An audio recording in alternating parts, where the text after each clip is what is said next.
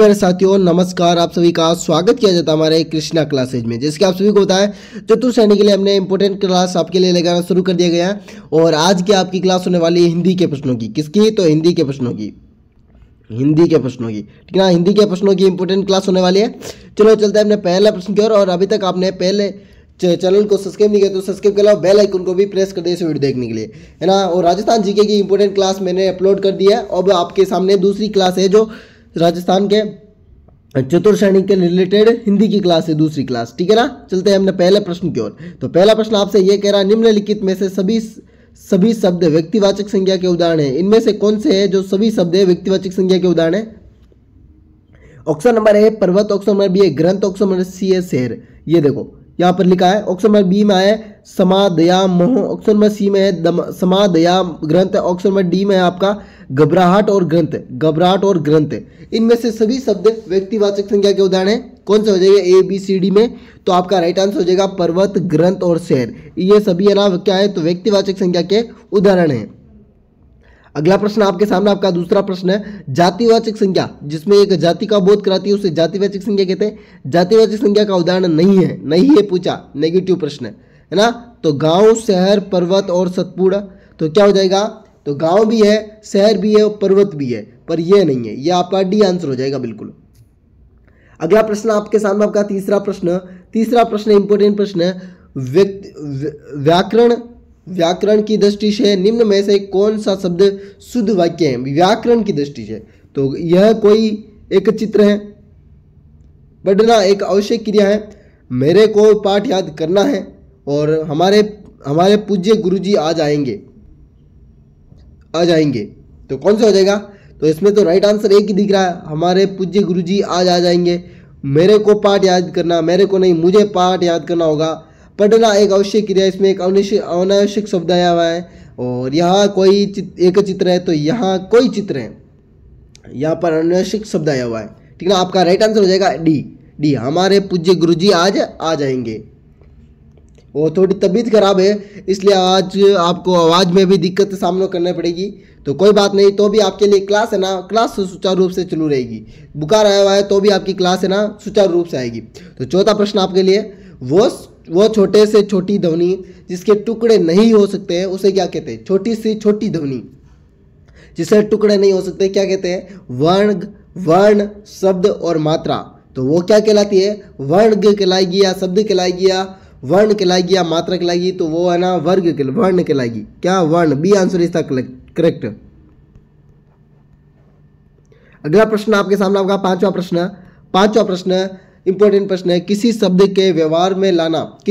को व्यवहार में लाना, इसका आशय किस शब्द से या इसका अर्थ से या इसका अर्थ किस शब्द से?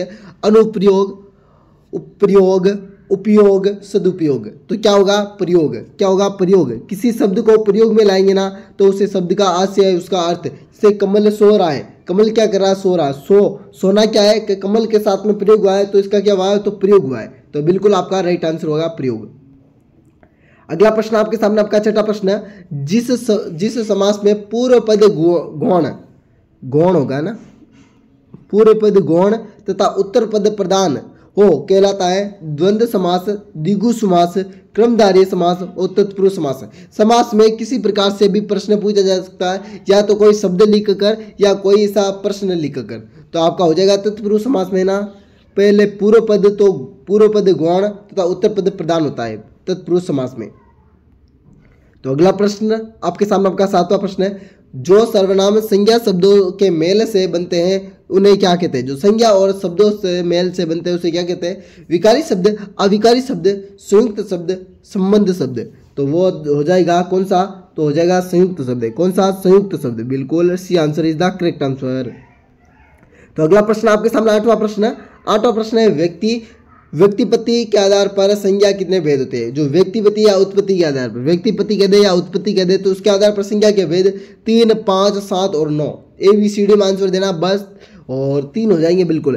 तो संज्ञा कितने प्रकार की होती है? ऐसे यहाँ से देखना संज्ञा के कितने भेद होते हैं? संज्ञा के 3 भेद होते हैं। या उत्पत्ति के आधार पूछ लेगा या ऐसे पूछ लेगा बस। अगला प्रश्न आपके सामने, आपका 9वां प्रश्न है, स्वर स्वर तंत्रियों के आधार पर व्यंजनों के भेद कितने में बांटा गया है या व्यंजन कितने प्रकार के होते हैं? तो 2, 3, 6 और 8। तो स्वर तंत्रिकाओं के आधार पर व्यंजनों को 2 भागों में बांटा गया है। कितने भागों में? तो 2 भागों में। अगला प्रश्न आपके सामने, आपका 10वां प्रश्न है, वर्णमाला में स्पर्श व्यंजनों की संख्या कितनी है? वर्णमाला, पूरे वर्णमाला में स्पर्श व्यंजन 20, 22, 23 और 25। तो स्पर्श व्यंजनों की संख्या आपकी 25 होगी। यह प्रश्न काफी बार आया हुआ प्रश्न है, स्पर्श व्यंजन। अगला प्रश्न आपके सामने 11वां प्रश्न है। 11वां प्रश्न आपसे यह कह रहा है कि भाषा की सार्थक लघुत्तम इकाई मानी जाती है। जो भाषा की सार्थक लघुत्तम इकाई, हिंदी के टॉप महत्वपूर्ण प्रश्न है यह, टॉप प्रश्न। तो शब्द, वर्ग, वाक्य और अर्थ, यह प्रश्न बार बार परीक्षा में पूछे गए हैं और आपने कोई परीक्षा दी होगी तो आपको पता होगा, यह प्रश्न भी आया हुआ है। तो भाषा की सार्थक लघुत्तम इकाई क्या बोलती है? तो वो हो जाएगी शब्द। अगला प्रश्न आपके सामने 12वां प्रश्न है, मुख्य रूप से समास कितने प्रकार के होते हैं? या तो मुख्य रूप से दे देगा या समास कितने प्रकार के होते हैं या तथ्यों के आधार पर दे देगा। तो समास तो 6 ही प्रकार के होते हैं, सभी को पता है, पर मुख्य शब्द आते ही आप कंफ्यूज हो जाते हैं, इसलिए 6 प्रकार ही होंगे। अगला प्रश्न आपके सामने, आपका 13वां प्रश्न है, रचना की दृष्टि से क्रिया के भेद कितने होते हैं? रचना की दृष्टि से क्रिया के भेद, तो क्रिया के सकर्मक और अकर्मक 2 ही भेद होते हैं, बिल्कुल 2 ही आपका राइट आंसर था। ये नहीं था, ये नहीं, ये नहीं, तो सकर्मक और अकर्मक 2 ही है, बिल्कुल। अगला प्रश्न आपके सामने, आपका 14वां प्रश्न है, प्रत्येक शब्द में कौन सा उपसर्ग है? प्रत्येक शब्द, प्रतिधन 1, प्रत्येक, तो क्या हो जाएगा? प्रतिधन 1। इसमें प्रति आया ना, तो प्रति है। अगला प्रश्न आपके सामने, आपका 15वां प्रश्न है, निम्नलिखित में से कौन सा एक विशेषण शब्द नहीं है? इसमें विशेषण, जो संज्ञा की विशेषता बताने वाला विशेषण शब्द होता है, विशेषण शब्द कौन सा है? तो लज्जीला, लड़ला, लापता और लक्षण, कौन सा हो जाएगा? तो आपका कौन सा हो जाएगा? तो D answer is the correct है।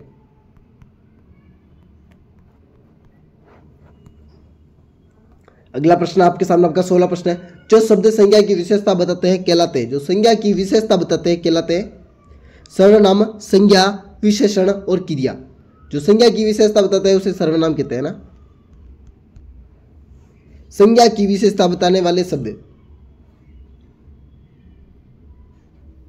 अगला प्रश्न, सॉरी इस शब्द में कुछ कंफ्यूज हो गई, तो संज्ञा की विशेषता बताने वाले शब्द ना, तो विशेषण कहलाते हैं ना, सी आंसर होगा बिल्कुल। यहां पर ए आंसर नहीं होगा, सी आंसर होगा, C answer is the correct answer. तो अगले प्रश्न की ओर चलते हैं, थोड़ी कंफ्यूज हो गई, कोई बात नहीं। तो निम्नलिखित में से कौन सा शब्द गुणवाचक विशेषण नहीं है? गुणवाचक विशेषण, दूना, भला, ताजा और नुकीला, तो बिल्कुल आपका राइट आंसर कौन सा हो जाएगा? तो दूना। अगला प्रश्न 18वां प्रश्न है, सर्वनाम कुल कितने भेद होते हैं? सर्वनाम के कुल कितने भेद होते हैं? 4, 6, 8, 11। 4, 6, 8 और 11, तो आपका हो जाएगा बी आंसर इज द 6 है।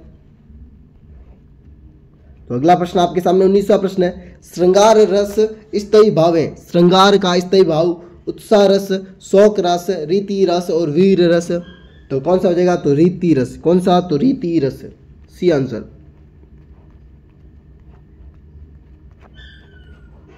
अगला प्रश्न आपके सामने अंतिमवां प्रश्न है, बचपन कौन सा शब्द है? बचपन कौन सा शब्द है? क्रिया विशेषण, संज्ञा, सर्वनाम और क्रिया, तो हो जाएगा कौन सा? बचपन। तो बचपन में आपका संज्ञा हो जाएगा। इसी प्रकार का वीडियो देखने के लिए हमारे कृष्णा क्लासेस को सब्सक्राइब और बेल आइकन को प्रेस कर दीजिए। वेलकम साथियों, अगले वीडियो मिलती है इस प्रकार वीडियो के साथ और 100 प्रश्नों की, और 100 प्रश्नों की, अगर आपको 100 प्रश्नों की पीडीएफ चाहिए, अगर आपको 100 प्रश्नों की पीडीएफ चाहिए तो मेरे को इस नंबर पर मैसेज कर देना 8290620289, ठीक ना।